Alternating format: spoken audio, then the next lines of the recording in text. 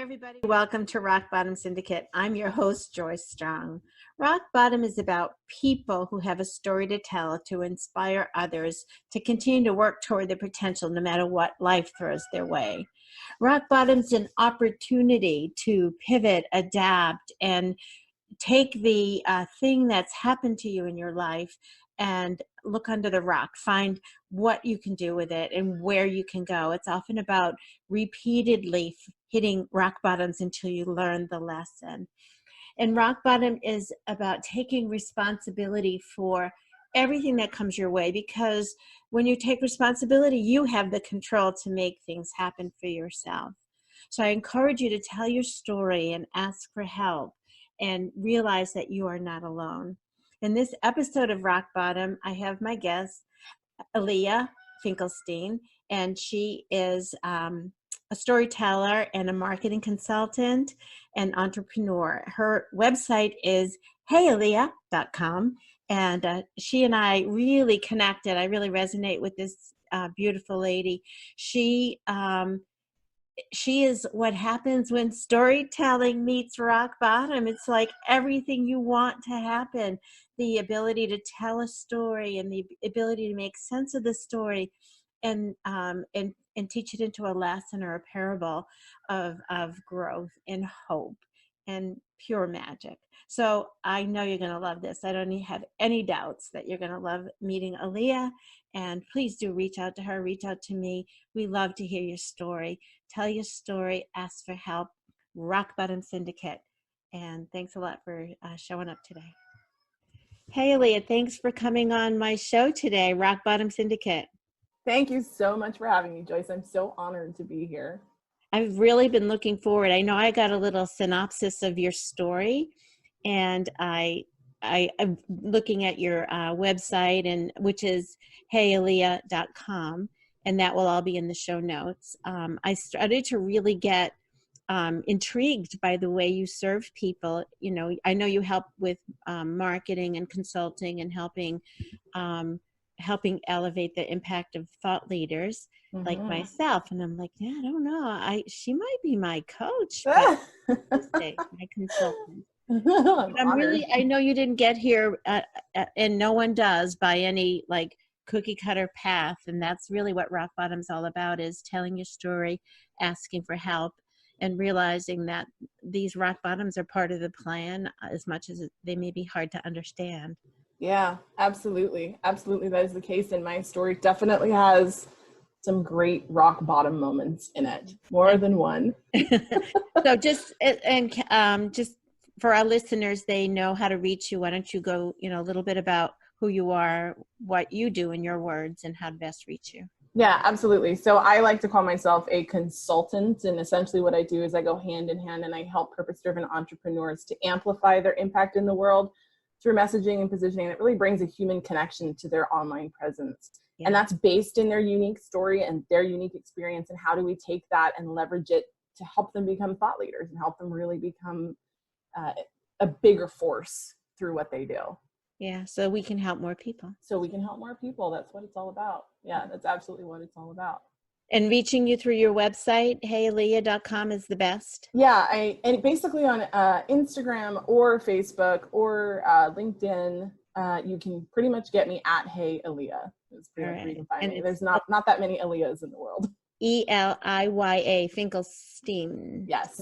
Finkelstein. Yeah. Either way. Depends on who you ask in my family, but either way is fine. Yeah. Okay. Yeah. So where's the story begin? You know what? That's a great question. I think my whole life I've kind of been the person that's come up from bottoms. But the first time that I really hit rock bottom as an adult was when I had my son. Mm-hmm. So I was building a business with my family, and we lived on the same property. We worked together every single day. It was a very physical business that we were in. We worked all the time, side by side, really hard. And we were building our little empire, our little slice of the world. Mm-hmm. And I got pregnant with my husband. And it was just a really incredibly joyous time, because I thought I get to raise my kids with my family and in this thing we're building all together. And it was just it's going to be amazing. And we were really riding a high in the business at the time. We built it up to a pretty solid 7-figure empire. It was amazing. And I had my son, and things in the business were just starting to just really flourish. And then literally 10 days, I was living next door to where my family was living. It's actually my husband's side of the family. We were living next door in our own home. And 10 days after my son was born, somebody in my family was really massively, horrifically assaulted. And it was the most shocking, traumatic experience I'd ever been through in my life in that moment.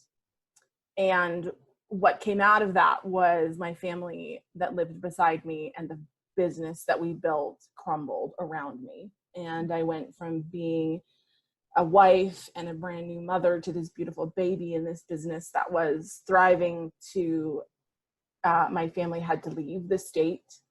My husband and I were stuck where we were. We were not in danger, and his job was there, and we just couldn't leave. And I just remember 10 days after my son was born, this happened, and my family all disappeared. My mom and dad had come into town and they went home. My husband went back to work. And here I was, like, truly alone in my home every day, all day, with a brand new baby. And subsequently, there was some PTSD that went on for me. There was massive anxiety that happened, and I got postpartum anxiety also on top of that. And I really remember the moment where I was in my kitchen in my house, and it was the middle of the night, and I had gotten up to get a drink of water or something. And I'd walked into my kitchen. I just remember thinking, just don't look up, don't look up, don't look up. Because I was convinced there was someone in my dining room, because of my anxiety, was creating all of this massive stuff I was going through. And I just remember in my brain having this fight of, like, this is not real. There is nobody in the house. This is all the stuff you've been through in the last 10 days. Just don't look up. Don't feed into it. Just don't do it. And so I just willed my head down and walked back into the bedroom. And that was the first moment that I thought, okay, this is really bad. This is no longer normal. This is really disordered. And I have enough of, I went through 3 years of college in psychology was my major. So I really understood that, like, this is really disordered thinking. And it's still, after that, took me another like 8 months to actually get help. I thought, I'll just get through this. Eventually this will lift and this will be okay. And I just really bared my teeth and put my nose to the grindstone. And I just kind of like trudged my way through it. And eventually we actually left. We were living in Florida, and we left Florida because there was a hurricane coming. And I think leaving that entire place gave me the chance to take a breather. And I told my husband on our trip, I said, I have to get help. I'm still going through this. And this is, I can't struggle like this anymore, I think is what I said. I'm sick of fighting so hard just to survive every day. I need some help. Yeah. So whatever was holding you back, I guess the pain got enough I think I honestly got tired enough. Yeah. I got tired of every single day just saying, I'm bigger than this, I'm better than this, I can do this, I don't need help. That kind of like I'm a workaholic. I'm working on it now, but like, I'm a workaholic and I'm very driven, and I'm the kind of person that in my teens and in my early 20s, I worked 12-hour days like it was nothing, just very physical labor. So I was used to kind of like leaning into that kind of discomfort and just being like, I'll just get through it and then it'll go away. It helps numb. It was my coping. It's literally was how I was coping. And I think when we left the state, when we left Florida, it was leaving that where it was like enough space to take a breath for me to go, I'm so tired, like tired to my bone from fighting this every single day, that I need to do something else, because this is not what life is supposed to be. Life is not supposed to be about spending every single day just struggling so hard to make it. And I remember having conversations with like my mother-in-law, who had been through similar postpartum anxiety. Mm-hmm. And she was like, it's that thing of spending every waking moment with your child just wishing for nap time and wishing for bedtime. That's not the way to raise a child. Like, that's not what it should be about. Yeah. And I remember it was like that for me. It was very much like that for me. So I did finally get help, and I got on medication and did counseling, and it did lift. And at the same time, because I had thrown myself so hard into work, I had picked up a job building a second business with somebody. It was a media company. We had a digital and print media. And I loved it. I absolutely loved what I was doing. It's where I really understood that I was a storyteller, and I was telling stories all the time. And I was telling stories of all kinds of people and all kinds of journeys and experiences. And I just was absolutely in love with my job. Yeah.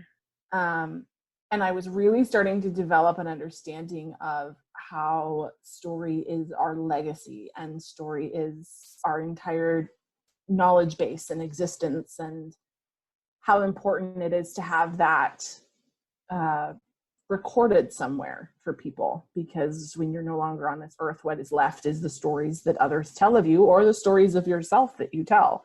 Yeah. And so I really got into telling stories and building community around storytelling, and this whole marketing and business building around truly telling stories of people's lives and the impacts they were going to leave.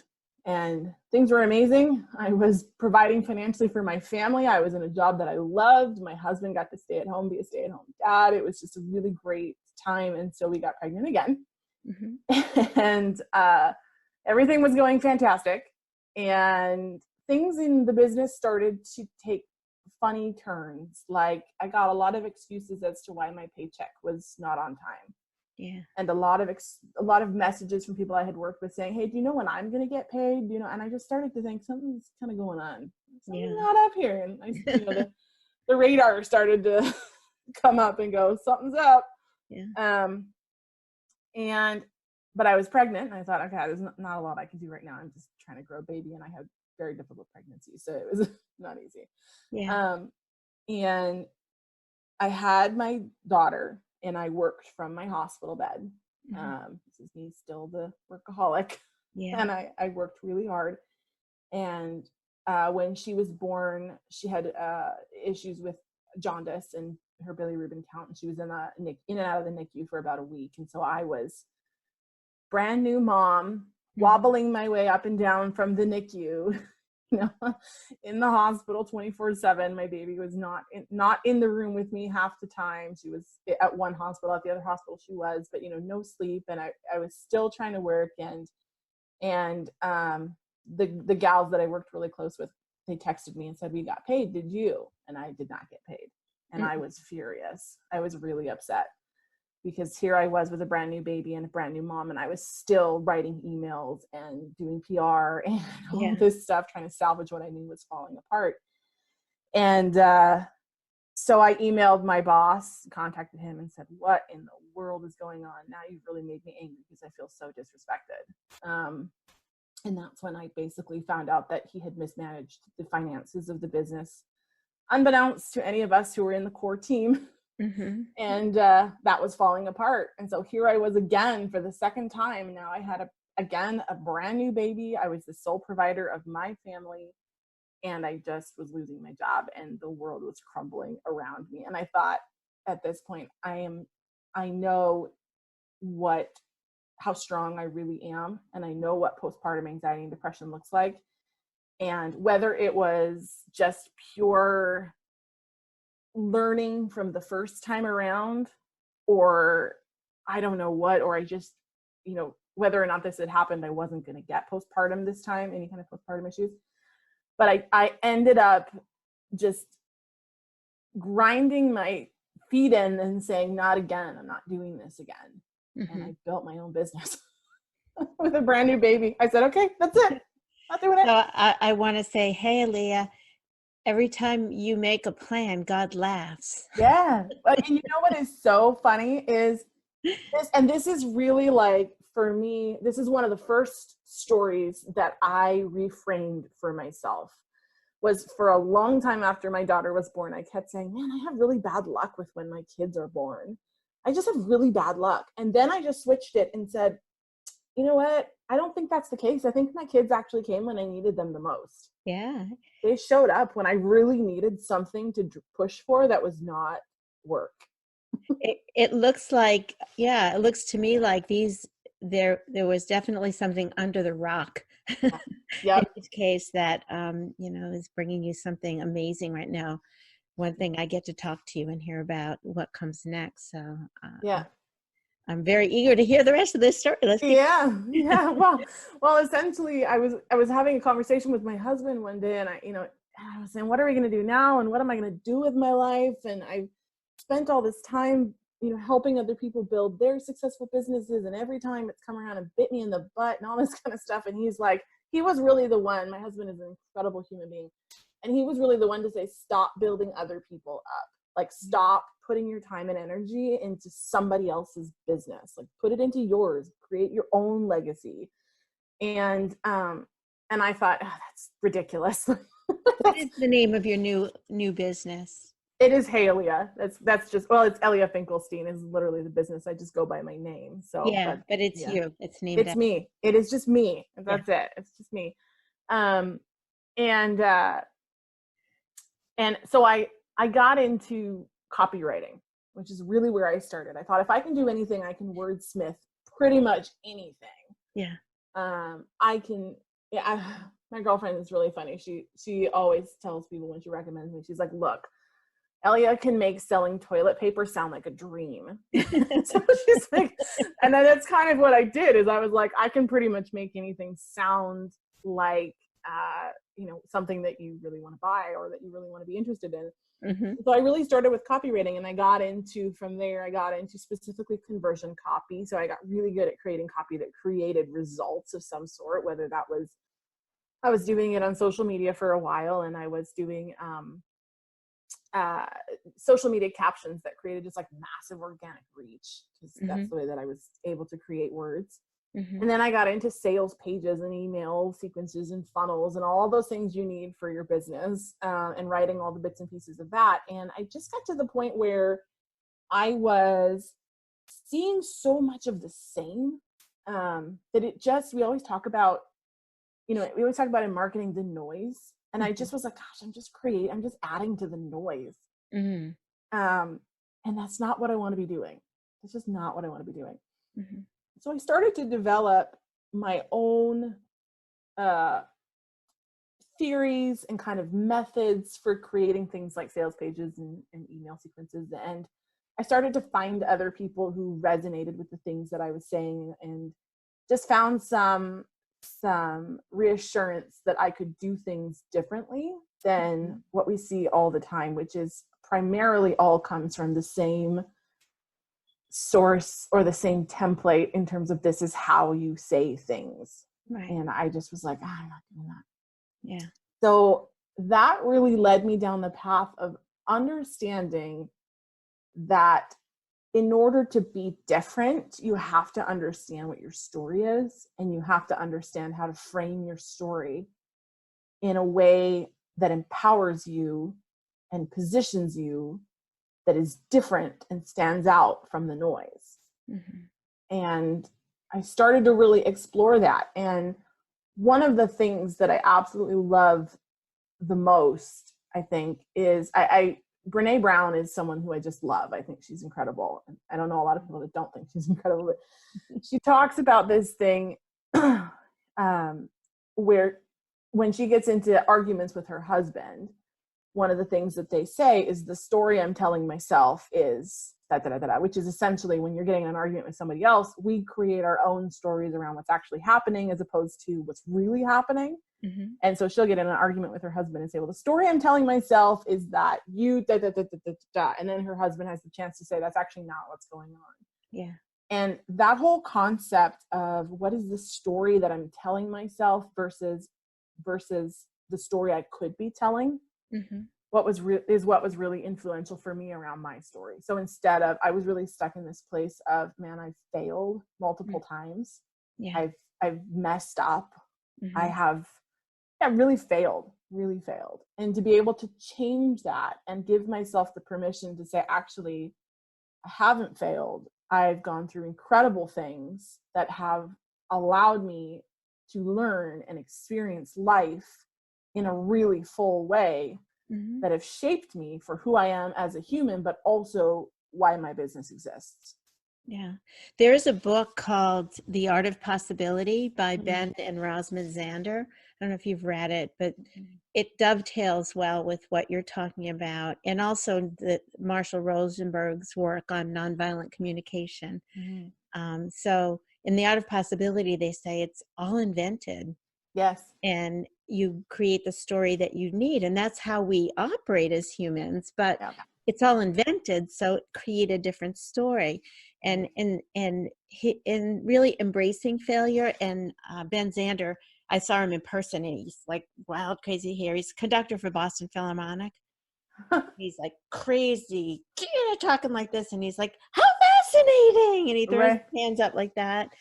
And I'm also a hockey coach, and I do with the kids when they fall. I say, "How fascinating! What were we looking at? What do you think happened?" And instead of you lean into the failure, but embrace it in a way of opportunity. Exactly. That's exactly what my entire life and my work has really been about now, and it's shifted everything from the way I raise my kids to the way I interact with build relationships, and been extremely instrumental in my business. It is essentially my entire business. Yeah. Because I have people who come to me and they're like, I want to stand out, but I don't think I have a story to tell, or I don't know what my voice is, or I don't know how to, I'm burning out because I don't know where I'm just always trying to keep up. I don't know where I fit in. And it's really that of like, let's go back to the very beginning of like, what has your life been about, and why does your business exist? And then we go back and find the stories that exactly that they have been the fuel to the innovation that has created the existence that somebody has. And that's really like so important to me, so just key. So that's so hitting rock bottom that way. It's really getting to be who you've always been, and accepting rock bottom as a just a stop on the tour. Absolutely.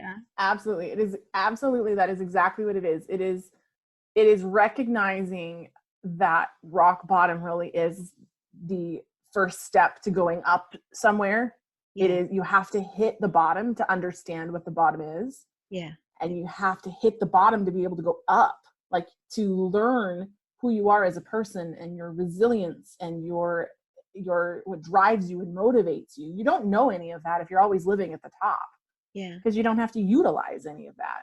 It's really only when you hit rock bottom that you can understand those things and the gifts that they are, and being able to reframe life around that like, okay, here we are again. Guess what? I wonder what I'm going to learn this time. Oh, I love that. It's interesting. And I wonder what you think about this. What I used to do, and I still do, I try to really work hard at it, but I see a lot of people doing, as I work with them, is not take responsibility for everything in my life. So I would, because the facts are the facts, the things that you talked about that happened to you really happened. They really happened. You didn't cause them. But shifting it to, what am I doing to attract this to myself? What is going on that I seem to fall into this again and again? And by doing that, you can really see, maybe you're walking around with a kick me sign on your back. Right. There's something going on. So you didn't cause it. So you're not actually trying to blame yourself, but you're also not blaming the other. And it gives you someplace to go. What are your thoughts on that? Yeah, I think, it reminds me of, so when I was in high school, when I was a teenager, I had another rock bottom experience, which was essentially that my entire friend group, being a group of girls, all turned their backs on me one summer and stopped talking to me, and I didn't know why. And it caused me as a preteen, or not a preteen, but a young teen, to just I was suicidal. I was very depressed and I was Oh, suicidal wow. as a teen. Yeah. And I had to climb my way back out of that one. But it's one of those things that I remember at that point in time, I reached out to someone who was a coach, and I was really involved with horses. So she was an equine guided, I don't remember her entire name, but she partnered with horses to create lessons, because I was in horses for a long time. And essentially what I learned from her, I remember her saying this so clearly, was like, things will continue to happen until you learn the lesson that you need to learn. Yeah. They just continue to happen over and over again. And it's not because of fault. It's not because of anything other than you need that experience to learn something that can take you to a next level of experiences. I don't know, like, I don't know how else to put that, Beautifully but like, said. That's beautifully said. Yeah. you have to learn, or you're just going to continue the same patterns of behavior and the same opening the same doors. And I definitely did. And for me in my life, that truly has been helping other people, throwing my entire self into other people's businesses, because I was afraid of doing it for myself. I was afraid of the failure that may happen if I did it for myself. And I had to fail so many times to realize that failure is a beautiful thing, in order to feel comfortable enough to do it for myself. Yeah. That was truly what it was. It's like, I'm just going to do it under the protection of somebody else, where it's not my name, in big bold lead lights, to do it enough times to be like, no, I'm okay failing. I'm all right if it comes under my name. Actually, I would love to. Like, let's just see how badly I can fail this time. Yeah. Well, I'm telling you, you're sending chills up my spine, because I've been through the same thing. Yeah. Came to the same place of, if I'm going to fail, it's going to be under me. And I'm so sorry to all those products or things that I used in front of me, Yes. that to hide behind. And I'm, even within my family, other kinds of things that have gone on, I'm realizing, it was me, just my MO was using something else to protect me, not in a bad way, but just Yes. that I was afraid. So you Mhm. really, and I think you really had to go through this to be able to fully be qualified to do the job you do now. Yes, You think so? absolutely. I think, it's when I look at what happens in my life now, when I look at the opportunities that come my way, or the struggles I have with my kids, raising two little ones, or whatever, the issues that I have with family relationships or friendships or whatever, I see it all from such a different level. Instead of being down in it, I can kind of look at it from what I call like a 3,000-foot view, where I'm like, okay, what am I actually going through here? Like, what part of the journey is this? It's not, I don't feel so in it like I did before. I don't know if that makes sense, but it's very much like being able to look down on, like, not look down on things, but being able to see things as I'm going through them from a place that's very much like, this is part of the process. This is Yeah. So part of the it's journey. perspective then, right? It's just Yes. seeing, like, oh my goodness, I didn't see it from this angle or that angle. Mm-hmm. But, even though I'm much older than you are, you've got so much wisdom. Your children are the age of my grandchildren. Right. But you've got so much experience and wisdom that I would hire you in a second Yeah, I to appreciate help that. me with that. Well, yeah, I mean, it comes through loud and clear. And as you're explaining how you got to this place and Yeah. what you learned along the way, and you're willing, as Brene Brown would say, to be vulnerable Yes. and share. Yes, the vulnerability. Yeah. Yeah. And that's really funny, because even my whole life, people have told me I'm an old soul, and I've just kind of always been like, all right. But, maybe I've just kind of shrugged my shoulder at it. Like, okay, calling me old. Like, I don't. It's just a nice way to But say what we say in Boston is you're wicked smart. oh yeah, there you go. That's what that's all about. You've got social intelligence, and Yeah. And I think it is this thing of being able to see the lesson in everything, to be yeah, able to see the gift that our experiences or our struggles give us, and being able to just really recognize that those bad moments are only bad because we've labeled them bad, because we've decided what bad means. yeah, That yeah, that's just an experience of emotion, and yes, it's struggle, but it's not necessarily like we've created this whole thing that it's bad. It's a bad thing to go through when I'm like, it's not bad. It's just different. There are the high moments, which are filled with the elation, but the really low moments are really as beautiful. Yeah. And I almost wish now, if I think about going back to some of these really rock bottom moments, I wish that I had this kind of perspective to just kind of like live in it a little bit more. Yeah. Instead of being so much in survival mode and grinding so hard and just being so headstrong. Yeah. I really wish that I did have the emotional intelligence to just be like, okay, here I am. Like, let's experience this for all it is, because it's incredible that we get to have these experiences. It's just an incredible part of life. It's like that I was talking earlier about the caterpillar to the butterfly and that whole process, and the difficulty in that moment to just be, but I mean, you have to go through it, I think. Yes. I'm hoping though that with this kind of conversation, your willingness to share and tell me your story, and I then share it with others, that it may help people. They'll still have to go through it, I'm afraid, but soften it for them a little bit, to have them not be so scared. I spoke with a client this morning who was, I'm kind of back where I was. And I was like, you know what? No, you're not. You're feeling some of the same things, but just be in it. It's so funny that you said the same thing just now. Yeah. Just be with it. And then I told her the butterfly story. And then she was like, that's it. I'm just rearranging my parts. Yeah. Getting rid of what I don't need, growing something new. Yeah. One of my favorite things right now is just this thing where, like, when stuff starts to happen to myself or to my friends or whatever, I just keep saying, just lean into it, because you have no control. You're going to go through it one way or another. Yeah. We all do. It's life. Your options are fight your way through it and try to pretend it's not happening. Yeah. You can't walk beside it. You're going to have to go through the middle of the storm, or you just lean in and get everything out of it that you can, knowing that you will come to the other side. And that's where I think having a good team, having people like you or me, or, people that know, or even friends, some people who can be around you to be somewhat of a support, or, just a little bit of extra security.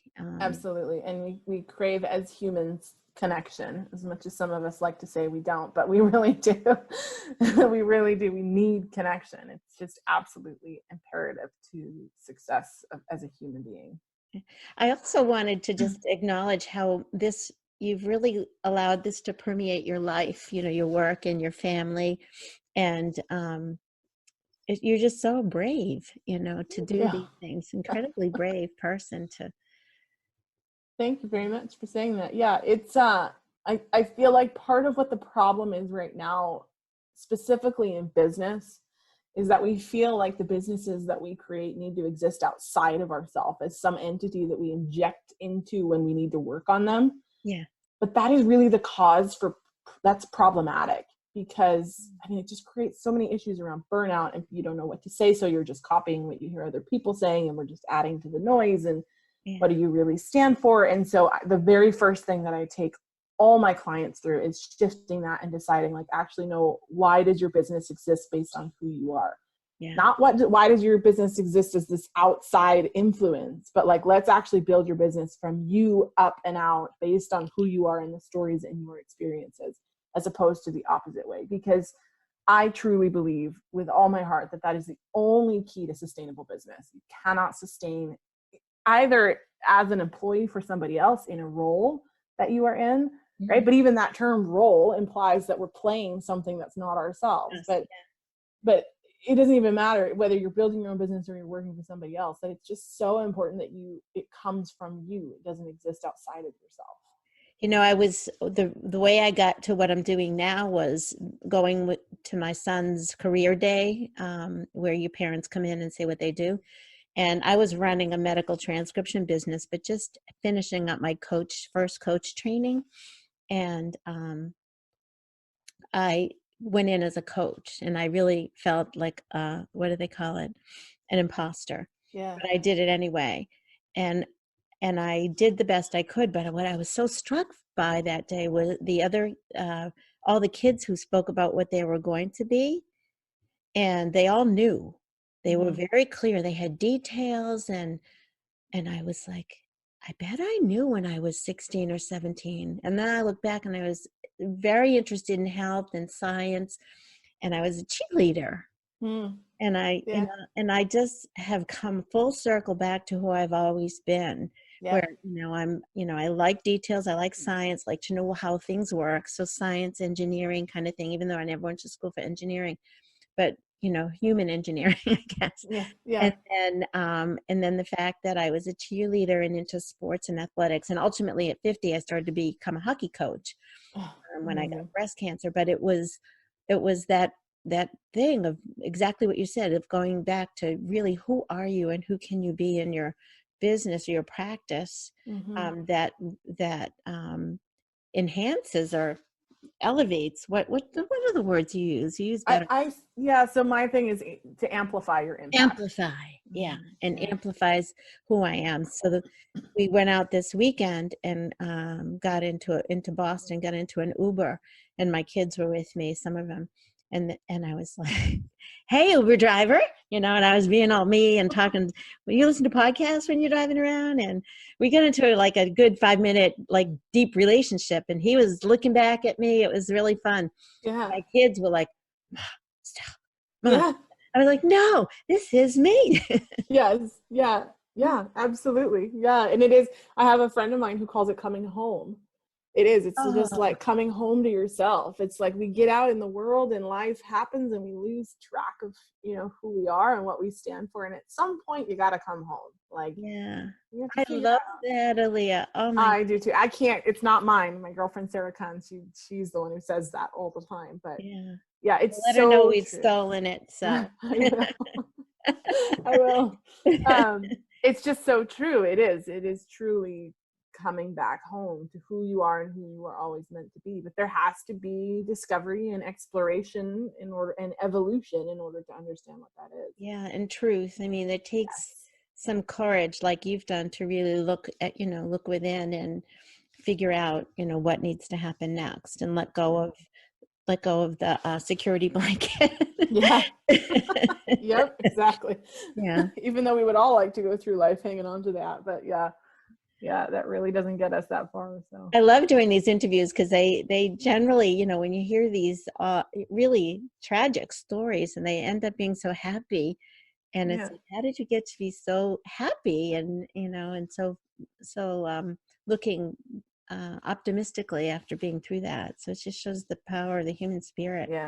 Human spirit is incredible, and my story is really nothing compared to some people that I've heard their stories that I'm just like, but it was something to you, and that I want to really speak on that because I've interviewed people who have witnessed murder, had things really horrible in their lives, and unfortunately that has not happened with me, but it's our story still. It impacts us, so I don't minimize anyone's story. It's really the absolutely that's really the thing. That is really the thing, is that it's that's when people come to me all the time and say, I don't think I have a good story. And I have interviewed, when I was writing, I've interviewed some people who are really accomplished human beings. And even when I get on the phone with them to do the interview and I'll say, okay, tell me your story, they're like, I don't have a good story. I think people have accomplished incredible things. But they really do, because it's their story. It's what they have been through in their life. And it is just as powerful, like you said, for that person standing in that experience as it is for the next, regardless of what the outer, pieces of it are, what the outer impacts of it are. So that's exactly why I do what I do, is amplifying your own impact. Yeah, it's funny that from the outside, we think people, especially when they're celebrity status, that they're different. And when you get up close, they're just like just you. The same. That was the very first little realization that I had of how important story is to us as humans, was really that recognition that, like, it doesn't matter how big or small you think somebody is in terms of celebrity status or powerful status or whatever. We are all the same. We really are all the same. Yeah. Wow. Well, is there anything I haven't asked you about that you'd like to share, or that we didn't get to in your story? No, I don't think so. I think that's really it. It's just really that thing of understanding that if you're going through things that are incredibly difficult, that it really is part of the process. And the only way to get through it is to go through it. Yeah. Go right through And the I would middle. add to that to tell your story, Mhm. ask for help, to really get real with it and look at it, lean in, as you said. Mhm. Yeah. Yeah, absolutely. Well, I thank you for being my guest today on Rock Bottom. And I love you. You're amazing. Oh, thank you I so just much. connected with you like this, like a magnet. So, Yes, thank you so much. I am really grateful to have a platform to share my story, and I just everybody should learn what their story is and tell it. yeah. Yeah. Just Well, tell it I to the can't wait world. to see, as your practice and business evolves into whatever it will happen with it, to just keep following and hopefully get to work with you sometime. I would love that. Great. Yeah. Open door. I would love that. Yeah.